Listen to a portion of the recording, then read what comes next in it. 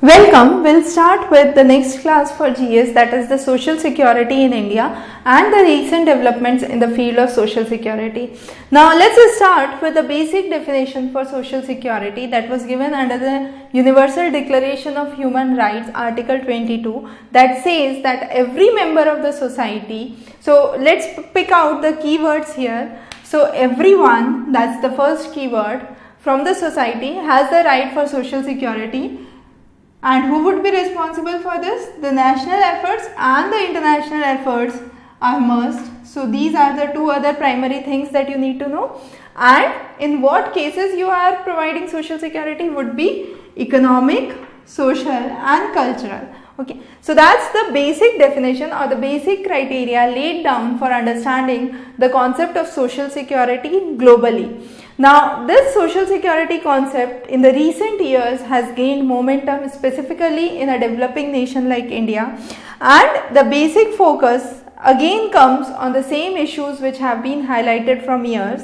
That's the welfare of the common mass, providing food and shelter facilities, focusing on the vulnerable sections of the society and the elderly, unemployed and the sick people. So these are the focus zones for the social security program.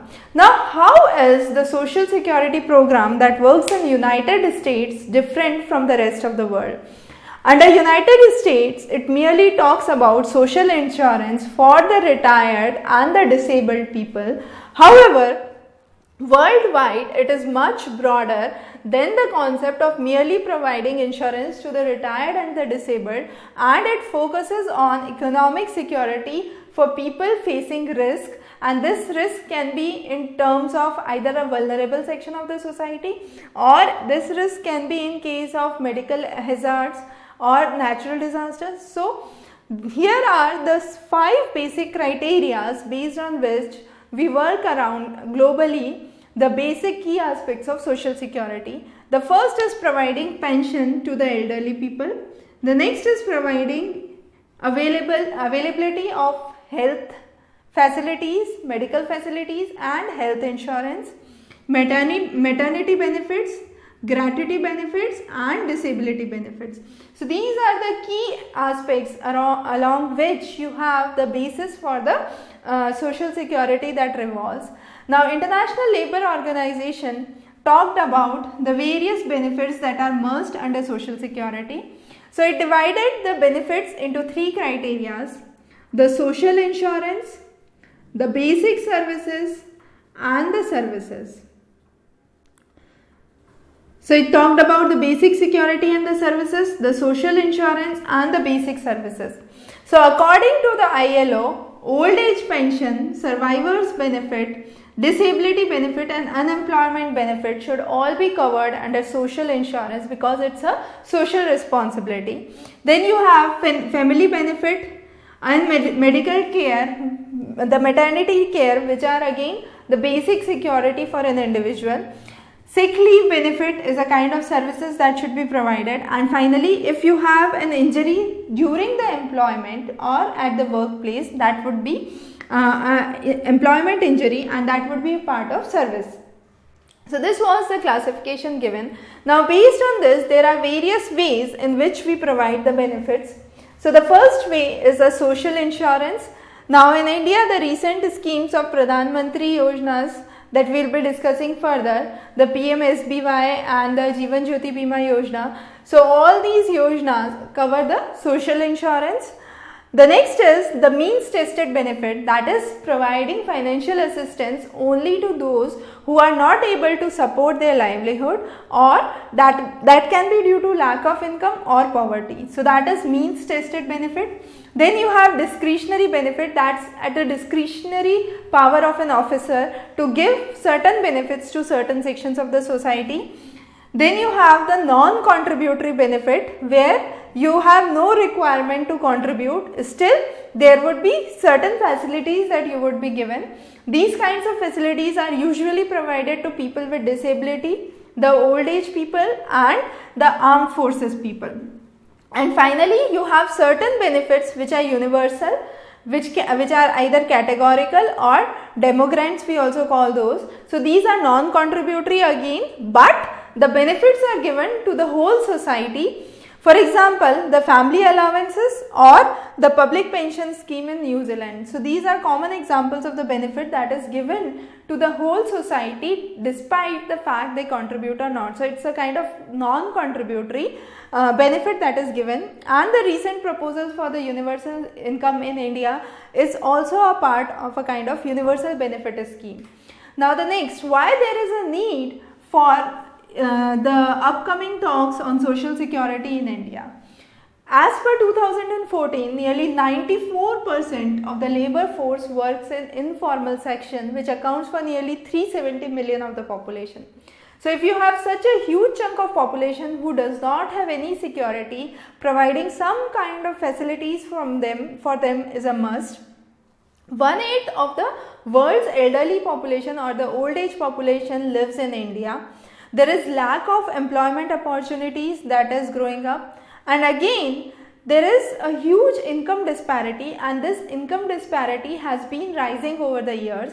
So from 2000 to 2016 there has been a rise from 37% to 53% in the top 1% of the income share, and then all these should focus on 3 mega schemes, that is the coverage for accidents, the life insurance plans and the pension schemes.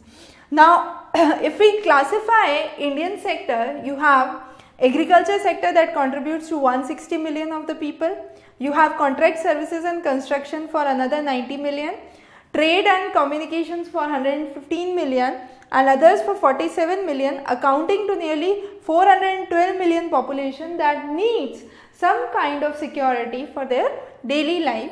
Again, in India, you have the two sectors. The one is the organized sector and the other is the unorganized sector. However, when we work around, let's say the vendors, hawkers, the rural artisans are all part of unorganized sector. However, you have a chunk of organized sector which is employed in the government services, the state services, and those have definitely certain benefits like EPFO, the provident fund schemes, then you have the pension funds schemes and so on. However, those schemes are limited only to the organized sector since long, and there has been very less work done for the unorganized sector, and now the momentum has a focus on the unorganized sector. Now let's talk about the basic social security in India, how it started and what are the basic key elements. We'll first talk about the organized sector and then we'll move on to the unorganized sector. Now the first concept was laid down in 1944 by B.P. Adarkar, and he developed a kind of first scheme for social security which started in 1952, where nearly 2.5 million factory workers were covered. The basic idea was to provide compensation, then restore them and prevent any workplace related injuries. Now if we look on to the article 41 and 42 of the directive principles of state policies talk about the workers' rights, then you have the social security and the labor welfare which is covered under the concurrent list. You have item 23 that talks about social security and employment, and article 24 which talks about welfare of the labor. So welfare of the labor includes the conditions for the work, the provident funds, employer's liability, the compensation, old age pensions and the maternity benefits. So all these are included under the welfare of labor, and that basically works for the organized sector till now. Now if we try to broadly classify the schemes, we can say there are two schemes. The one is the employees state insurance scheme, which is mainly for the low earning employees. It's the basic healthcare, the social security schemes that are given, focusing on the factory workers and the workers in the hospital sector. Then you have the employees provident fund scheme, the EPFO, which talks about the pension and the insurance. So members and the family benefits of for the old age disability is supported if the breadwinner, the main earning member of the family, dies. Now for EPFO we have certain deals with foreign countries. So there are 11 countries till now with which we have the treaty, and based on that the people from those countries can continue to contribute to their EPF accounts in their home country for 5 years residence in India. So you have the countries which are Belgium, Czechoslovakia, Denmark, France, Germany, Hungary, Luxembourg, Netherlands, Norway, Switzerland. So these are the main countries from European Union, and then you have Korea, which is another country out of that. Now EPFO, the Employee Provident Fund scheme. So you have this, which was released by the Ministry of Labour and Employment. It has 3 trustees and 3 different schemes. The first is the Provident Fund scheme, the EPF. Then you have the Deposit Linked Insurance scheme and the Pension scheme. Now let's understand the differences between the Provident Fund and the Pension Fund. Under the Provident Fund, it's the employer, one who employs, and one who is employed. Both of them contribute certain proportion to the PF. Now usually the person who is employed contributes 10 to 12%, and the employer who is employing the person would contribute around 1 to 3%. It is obligatory if the income is less than 15,000, and thereafter it becomes voluntary. However, the pension fund is the contribution which is done by the employer and the central government. The employee does not need to contribute for this scheme. The employer contributes 8.3% while government contributes 1%. The amount received is lump sum for the Provident Fund. For the pension fund, it depends on the amount of the pension that you opt or your family member opt. The contribution is made by both the parties, and the amount is included with the interest. However, the pension amount is based on the last 12 months salary of the employee and the number of the years of service that you are therein, and based on that you would have the pension that would come up. For the withdrawal for Provident Fund, you can withdraw the entire amount, and you can also withdraw the partial amount for the occasions like house construction, marriage, higher education or illness. However, from Pension Fund, only 1/3 of the total amount can be withdrawn. Now, here are some of the major schemes that come for the organized sector. So, let's start with the Gratuity Act, that is 15 days of the wages given to the workers who are more than 5 years in service, and if the organization has minimum of 10 employees. Maternity benefit is 12 weeks of benefits with other benefits. So it's 6 months prior and 6 months later. Then you have 6 weeks prior and 6 weeks later. Then you have Workmen's Compensation Act. This is related to employment injuries. So any injury that is caused at the workplace would be covered under the WC Act. Then you have the Provident Fund Act, which we already talked about. So the minimum requirement is an organization with 20 employees. And finally you have the State Insurance Act, which talks about employees with more than 10 employees. Now you have a national pension scheme that was started by the Pension Fund Regulatory and Development Authority, the PFRDA, in 2003. When it was opened only for the new government recruits, and the armed forces members were exempted from it. However, since 2009, it is open to all citizens of the country. Every citizen would be provided a PRAN number, that is a permanent retirement account number. It would be unique to an individual and it would be transferable. It would remain same even if you switch the jobs. Now, there is another scheme that the government has released, which is a Swavlamban scheme, which talks about encouraging the people from the unorganized sector to contribute and save for their retirement. So that's a Swavlamban scheme, that is motivating oneself to save money for retirement. Now this NPS is covered under 2 accounts, Tier 1 account and Tier 2 account. Tier 1 account is non-withdrawable. It can be opened either by residents or NRIs, and one can claim deduction under ATC for Tier 1. For Tier 2, it is the voluntary saving facilities. Those who already have a Tier 1 account can open a Tier 2 account, and you are free to withdraw with no tax benefits in Tier 2 account. The next is the PPF, the Public Provident Fund. It was started by the National Saving Institute, Ministry of Finance in 1968. The rate from 2016 is 8.1% per annum. That means if you have 1 lakh contribution every year for 15 years, that money would nearly be more than double. So this 15 lakh would become 30 lakhs in a period of, in a double time, let's say. So interest is non-taxable and it's added. It would help mobilize the small savings. The deduction is covered under ATC, and the maximum deposit that one can make is 1.5 lakhs per year. Now here are some of the schemes which aim to cover the unorganized sector in India as well. Now these two schemes have been recently released. The first one is the Pradhan Mantri Suraksha Bima Yojana. It has an annual premium of 12 rupees which is auto debited from the bank. You have to opt in for the scheme every year before the 1st of June. The age is 18 to 70 years. Aadhaar card must be linked to your bank account. This would cover the insurance for accidental death or full disability up to rupees 2 lakhs, and this coverage would be for both death and disability, in contrast to Jeevan Jyoti Yojana, which would cover only in case of death. Now ministries can also contribute the premium for the beneficiary for this from the Public Welfare Fund, which was created under the budget for 2015 and 16, and this was created out of the unclaimed money that government declared. So you have the next, that is Jeevan Jyoti Bima Yojana. Again, that has been covered under the welfare fund. However, you have age limit here, which is 18 to 50 years, in contrast to 70 years there. So if you join before 50 years, you can avail the benefits till 55 years.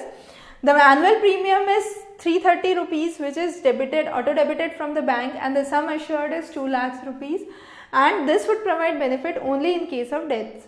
The next is Atal Pension Yojana. This is again initiative for the unorganized sector. It covers the uninsured workers in the unorganized sector. For the NPS, they can make a monthly, quarterly, or half-yearly contribution to the Atal Pension Yojana. The account will not be deactivated unless the balance reaches zero after the government deductions also. So you have to maintain a minimum balance, and if this balance is there, even if you are not depositing, that account will remain active. You can voluntarily exit from this scheme anytime. The age is 18 to 40 years and the pension starts after 60 years. Now here is an example. So if you are contributing half yearly rupees 248 at an age of 18 years or 685 at an age of 30 years, you can have the benefit to avail a pension of rupees 1000 per month.